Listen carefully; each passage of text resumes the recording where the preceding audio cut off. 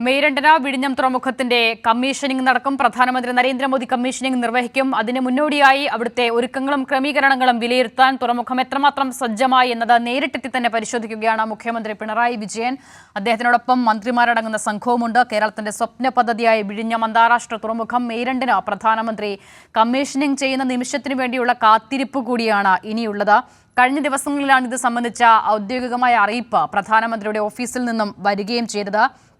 ഡിസംബറിലാണ് വാണിജ്യാടിസ്ഥാനത്തിൽ വിഴിഞ്ഞം തുറമുഖം പ്രവർത്തനം തുടങ്ങിയത്. അതിന് പിന്നാലെ തന്നെ ചരക്കുനീക്കത്തിലടക്കം റെക്കോർഡ് നേട്ടങ്ങൾ ഇതിനോടകം തന്നെ തുറമുഖം നേടിയിട്ടുണ്ട്.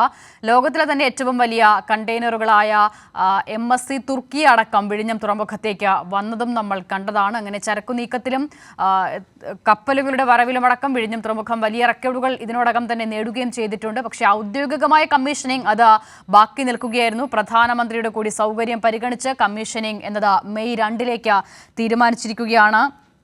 അതിനു മുന്നോടിയായാണ് മുഖ്യമന്ത്രി ഇപ്പോൾ അവിടെ എത്തിയിട്ടുള്ളത്.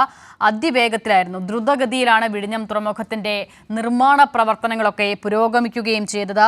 ചരക്ക് നീക്കം തുടങ്ങി ചുരുങ്ങിയ മാസത്തിനുള്ളിൽ തന്നെ റെക്കോർഡ് നേട്ടത്തിലേക്ക് വിഴിഞ്ഞത്തിലെത്താനായി എന്നുള്ളത് മറ്റൊരു പ്രത്യേകത കൂടിയാണ്. കണ്ടെയ്നർ നീക്കം ഇതിനോടകം തന്നെ 5.5 ലക്ഷം കടന്നിട്ടുണ്ട്. അത് ചെറിയ കണക്കല്ല വിഴിഞ്ഞം പോലൊരു തുറമുഖത്തെ സംബന്ധിച്ചിടത്തോളം. ആ നിലയിൽ വളരെ നിശ്ചയദാർഢ്യത്തോടുകൂടി സംസ്ഥാനം മുന്നോട്ട് പോയതിൻ്റെ പ്രതിഫലനം കൂടിയാണ് എന്ന് പറയേണ്ടിയിരിക്കുന്നു.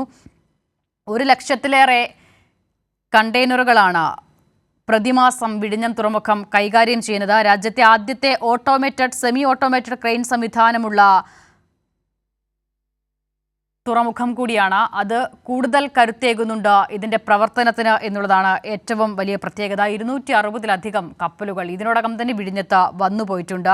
ലോകത്തിലെ ഏറ്റവും വലിയ കപ്പലായ MSC തുർക്കിയ കഴിഞ്ഞ ദിവസമാണ് വിഴിഞ്ഞം തുറമുഖത്തെത്തിയത്. വാട്ടർ സല്യൂട്ട് അടക്കം നൽകിയാണ് ഈ കപ്പലിനെ സ്വീകരിക്കുകയും ചെയ്തത്. ഏറ്റവും അടുത്ത തൂത്തുക്കുടി തുറമുഖത്തിന് പോലും സാധ്യമാകാത്ത നിലയിലുള്ള പ്രവർത്തനം വിഴിഞ്ഞം തുറമുഖത്ത് ഇതിനോടകം തന്നെ ഉണ്ടായിട്ടുണ്ട്. അതിന് നാട് സാക്ഷ്യം വഹിക്കുകയും ചെയ്തിട്ടുണ്ട്.